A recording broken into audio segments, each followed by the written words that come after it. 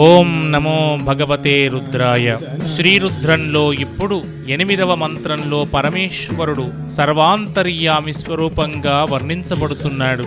ఓం అసౌయో వసర్పతి నీలగ్రీవో విలోయితః ఉతైనం గోపా అదృశన్న దృశన్నుదహార్యః ఉతైనం విశ్వాభూతాని సదృష్టో మృడయాతినః.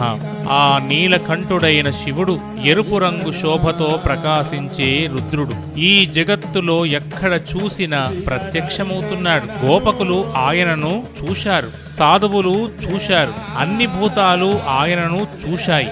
ఆయన కనిపించినప్పుడు మనకు మంగళప్రదంగా ఉంటాడు, కరుణతో మనలను రక్షిస్తాడు. అగ్నిస్వరూపం ఒక్కటే కాని దానిని వివిధ ప్రయోజనాల కోసం ఉపయోగిస్తాం. పూజారులు యజ్ఞంగా, భోజన నైవేద్య తయారీ కోసం మరెన్నో విధాలుగా మనం వాడుతాం. అలాగే శివుడు ఎరుపు రంగు కాంతి స్వరూపుడు. ఆయనను అన్ని ప్రాణులు దర్శిస్తాయి.